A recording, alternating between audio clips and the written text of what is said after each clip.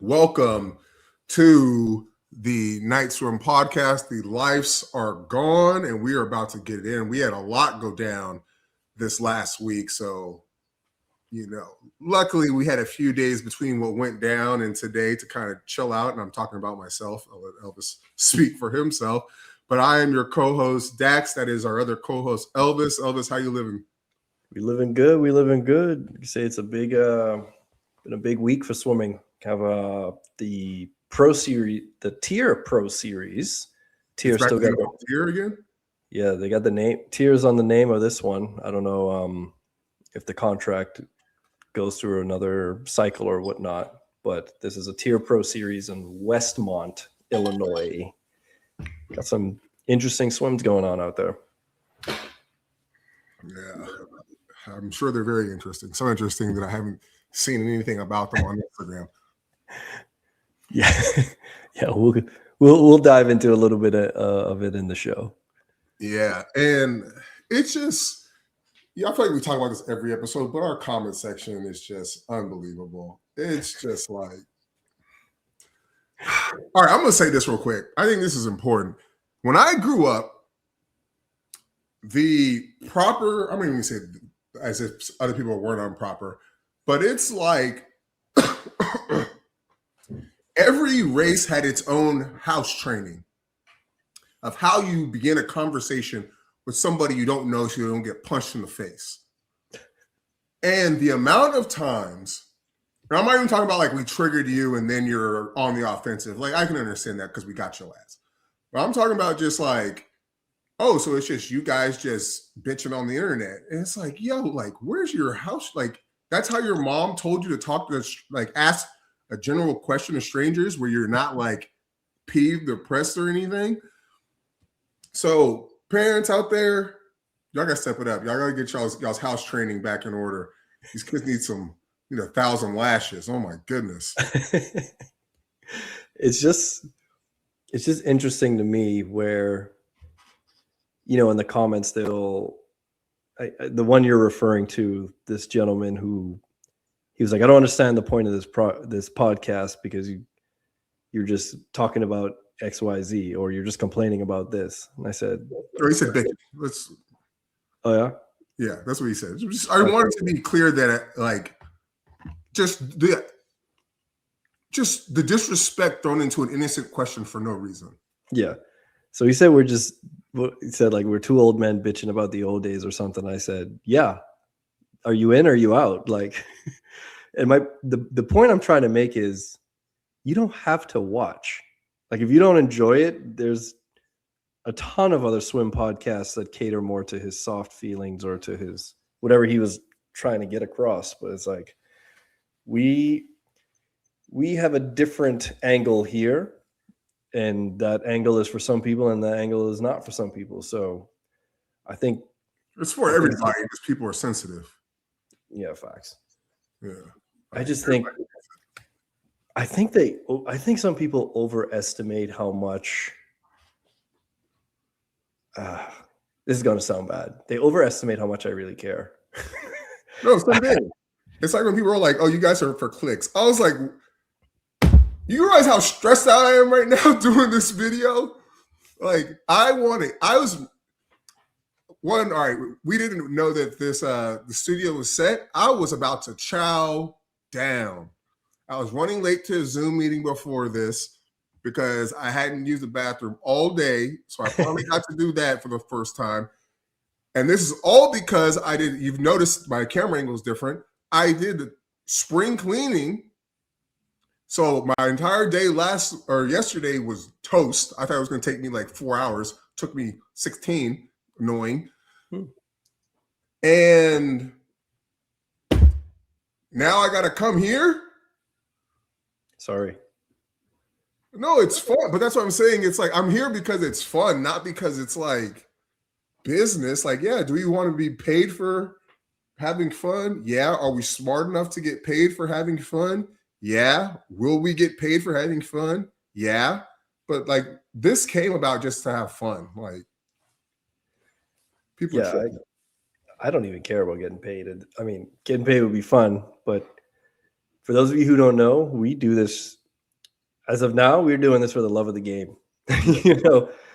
600 subscribers is not a podcast that gets monetized or gets money. And as you see, besides Dax wearing his Texas gear, all my stuff is unbranded because ain't nobody paid me to wear nothing on this show. So until you see something across the chest, then you'll know. Yeah, he only rocks the night swim merch. Yeah, so we come here and talk shit just for the love of the game.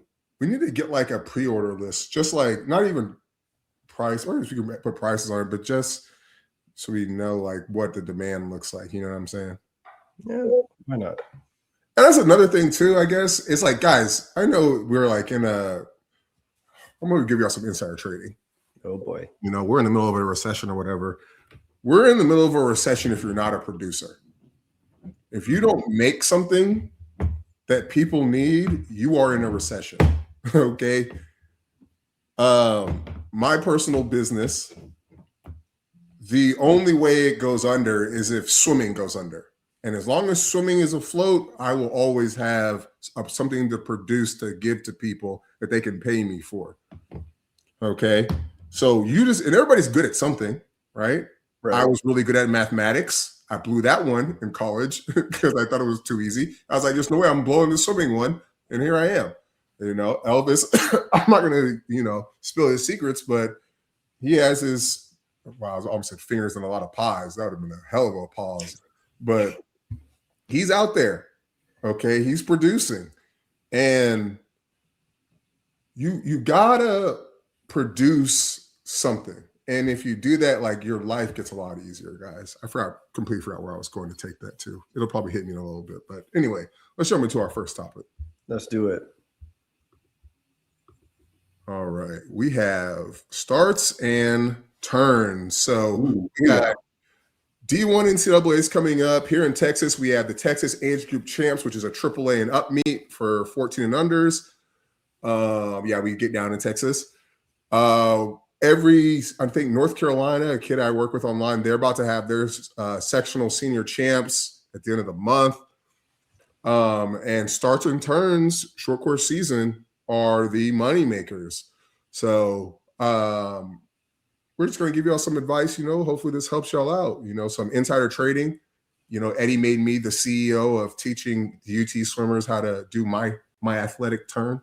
I couldn't sell them some melanin, so it was a little bit more difficult, but we're going to see what we can do for y'all. So Elvis, what advice do you have for the people?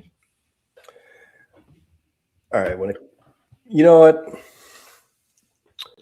When I was watching the conference, I saw so many bad starts and so many bad turns from these college age swimmers. I was legitimately concerned. Like I was like, is this a prank? Am I being punked? Is this a joke? Yeah. And one conference stood out the worst. It was the Big 12. They had the keep going. They had the absolute worst turns and worst starts I've ever seen. And within the Big 12, there's one team that stood out consistently the worst. Who do you think it is?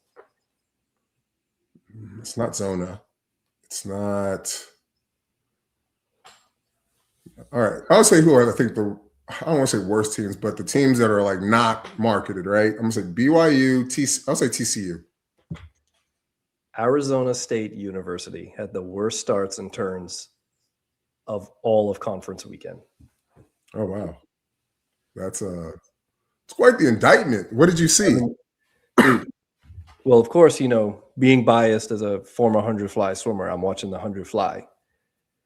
Ilia is killing them, right? But all of his turns were the slowest turns of the race. And I was like, I'm bald, so I couldn't rip my hair out. But if I had hair, it would be out. And he's so fast. You know what it reminded me of? That one podcast where you said, I'm not going to call her name because we already get enough hate. You said that one swimmer who's so good that her coaches are afraid to tell her when she's doing something wrong. Yeah. I almost feel like the way it looked, his turns, I felt like that could be the case. like Ilya is so good that what coach is going to go out of his right mind and tell him his turns suck? Turns suck, yeah. But they suck. So, Ilya, you're unstoppable right now. But if you fix those turns, you'll be unstoppable, stoppable.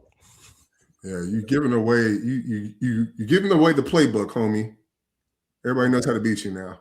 Like, come on, Ilya, don't do that, dude. Don't be vulnerable. You ever looked up? I hate when people say that just about men in general. Be more vulnerable. Have you ever looked up the word vulnerable, Elvis? You be looking up words way more than I care to. Yeah, because I like being a sniper when I'm dissing these people in our comments. Facts. But no, I was just surprised that even with bad turns, how great he can still swim, you know?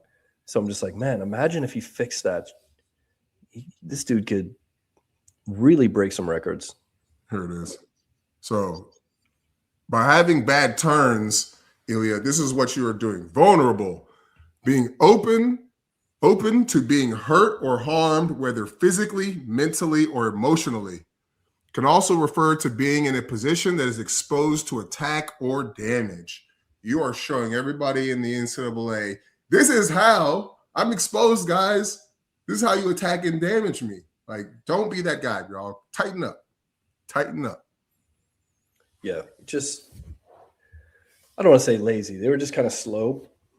Compared, like even if you watch the people next to him when he comes into the wall. Also ASU swimmers or other teams? Other teams. Anyone, I mean, whoever's racing him next to him, you know. I don't know who is in the lane next to him, but they go into the wall. He does his nice slow turn, and the person next to him is in, out, boom. Okay. It's like, God. They on his ass. Yeah, they're on him. So, yeah, if I'm racing Ilya, I'm like, I got it. As long as I can keep up with him, I can kill him on the turns. Yeah, that third turn, I'm going to get his ass. That's what I'm thinking. But yeah. And a good habit, y'all out there, to do, you know, it's never too late to work on your turns, like every time you do one. But like when I was at UT, right, we would do 10 100s for warm-up, just cruise control. The goal was to figure out how to get 10 seconds rest without trying. And an easy way to do this, one, you got to really get on top of your distance per stroke, right? And augmenting that to your oxygen consumption and heart rate, whatever. But turns, man, my turns were as snappy over the top, flex everything, 3 sharp dolphin kicks, blast the legs into 2 strokes, and then shut it down. You know, that's an easy 59 as a college kid, right? 10 seconds rest, hang out with the homies, chop it up for a little 5 seconds, and then push off and go. So you gotta and I tell this to some of my kids on one-on-ones when we'll do some pace stuff, is times where your brain is off. So when you're super tired, right? David Marsh would call it, you're swimming with slop, right? I remember one day he told me, he's like, I said smooth, not slop. Oh, my bad. But when you're in those moments, your brain is in, let me do the easiest thing, most efficient, the easiest thing to get me across this pool right now. So it's like a beeline to your subconscious. If you can tell it or program it that when you're in these easy modes where you have to be easy because you're so whatever, your brain's just off, you're in slow mode, beeline your subconscious. You can make some quick habits or bad habits disappear, and you can make some good habits real quickly. Yeah. When it comes to open turns, butterfly breaststroke, which, you know, I've realized a lot of younger swimmers don't realize it's the same turn. Really? Yeah. So it's the same turn. 2 hands on the wall. Boom. What do they think is the difference? They just never thought of it. Stroke? Oh, wow. They just never thought of it. That's that NPC stuff about this new generation, dog. I sat down and practiced one day, and I stopped practice, right? 20 minutes in. And I was like, y'all know what an NPC is? And like, yeah. I was like, we are NPCs. They all started laughing. I had to teach them how to have like an internal dialogue.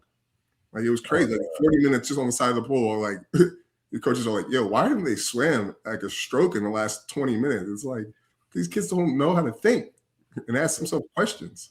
Yeah, I have heard of that phenomenon, but I haven't experienced it because I haven't interacted with the younger generation at this point. Right. I've been lucky that all my clients have been like smart kids, top of their class. So, but just wait. If you excuse me, they ever hit you with like this like blank face where it's like it's like nothing's going on, but the face actually translates to I get it. Will you say something so I can confirm that I got it without me saying what I think you meant and embarrassing myself? That's what the blank face means. And it's just like, nah, dog. Like I've heard it referred to as the Gen Z stare. And I've gotten that like out in the wild. Like if I go to a restaurant and I meet the hostess and I just walk up, I've heard it too. They'll just stare at you. They won't say like, welcome to, Nobu or whatever restaurant. They just stare at you. That's crazy. So what I do now is I just walk up and I just stare at them until they say something. And we'll just stand there. It's so funny. They literally won't say anything. You can just stand there all day. Have you heard of the millennial pause? Yeah. I think that was funny. But turns, open turns, all core work. Yeah. Driving the knees forward, touch the wall, 2 hands, drive the knees forward, tighten the core, throw the chest back. Boom. Flip turns too. You gotta pull those knees in. Yes, sir. Yeah. Some people don't know how to, like when they flip, they don't know how to use their hands to like. Oh yeah, I've taught some people how to do it, and they still don't do it. It's crazy. Yeah.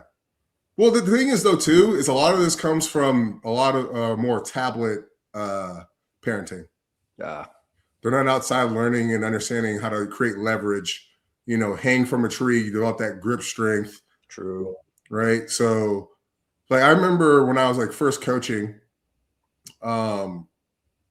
like I was like, what is going on that like these kids aren't understanding the reference points I'm making. Like I was like age appropriate, right? Like for a 7-year-old, and I'm like, they should understand this. And one day I was just like, raise your hand if you climbed a tree before. This is like 45 kids. Nobody raised their hand. Oh my God. Yeah. And this is Round Rock where kids like, it's like a very public school vibe. So it's not like these are some lames inside playing video games all day, which maybe I'm wrong, but yeah, I remember asking that and I was just like, oh my God, this is a completely different world. I would have taken them all outside in their swimsuits and said, find a tree, climb it. Yeah. I got time for somebody. The first time you fall and land on your back and get the air knocked out of you, you think you're going to die. I remember that happened at my grandma's house, man. I thought I was about to die. I ain't got time for that. Character building. And they're like, we got 40 minutes, find a tree. But dude, even these starts though, like I'm watching these college kids who should be like pre-pro, semi-pro, Yeah. Like they should have this stuff down already. And like no one's using their arms to pull off the block. They're just kind of like, and then jumping in, not even jumping, just flopping in the water. I'm like, where's the athleticism? Where's the strength? Where's the technique? But that's still the same thing we're talking about, right? Like think about just climbing a tree. There's a certain point when you're like swinging up a branch where you put your feet on and you have to like leverage yourself through your foot push and the pull. Yeah. Right. So imagine like all the things you do as a little kid. We got to move past this. We got to start spending 20 minutes on the first topic.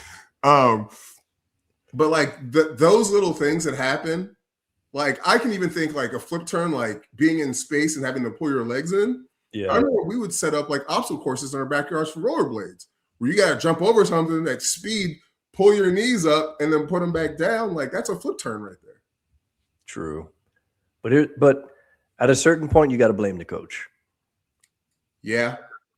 But like, if your coach is like, would you blame me for never asking the kids, have you climbed a tree yet? And then realizing like, oh, damn, like we have a lot of things we need to cover.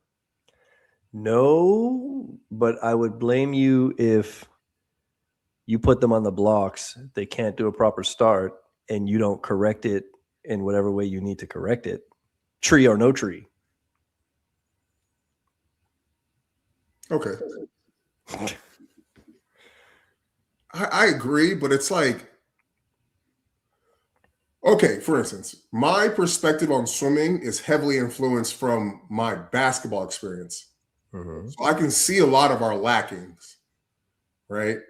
Whereas if you only see swimmers, like all dives, most of them, I'd say Tennessee is the only one I've seen do this consistently, do it consistently correct. Most people dive down into the water, especially on relay starts. It's a complete tragedy. Tennessee's the only ones I see consistently teach their athletes to dive like up and out, like get that Michael Jordan hang time. And if you're the swim coach, that's all you see, that you're going to grow up thinking, especially like me being in like the educational side, like it's monkey see, monkey do, almost blind following. Like there's no challenging of their own thoughts. So I see what you're saying, but like, it's like, for me personally, in my belief system, I'm going to say two things. I don't blame you for being ignorant. Once you know, now I'm on your ass. And the second thing is, if you get paid, I'm on your ass, even if you are ignorant. So now, do you think Tennessee is teaching them that, or do you think they're naturally doing it because they're black and they can do it? I think it's both. So I was watching film one day, and this was last year's NCAAs. And so when you jump, you're not supposed to, like, nobody jumps like this. Like, if you do a wedge start, I'm going to grab the mic to my face. You're an idiot. What sport does this?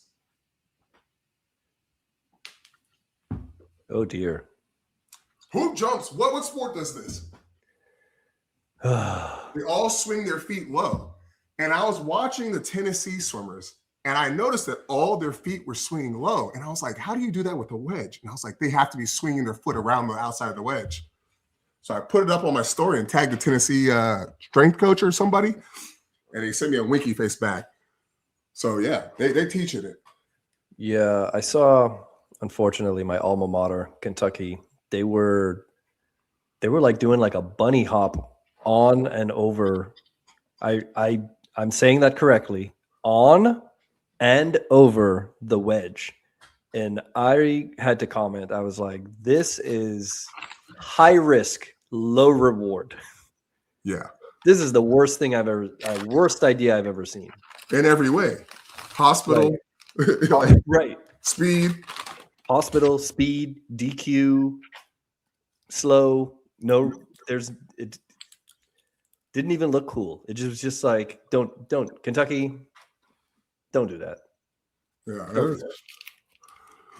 Yeah, guys, so I guess the second thing before we move on, because we were about to the 25-minute mark. Probably, I bet those relay exchanges is why those Kentucky coaches got fired. Dang. Somebody saw that and be like, as many as our sport involves jumping at this school, we can't have non-jumpers at this university. Guys, on your relay starts, make sure that you're projecting yourself lifting out, like you're going for a rebound, and then, there's a start and the dive. Do not dive off the blocks. Do a start, get into your dive in the air.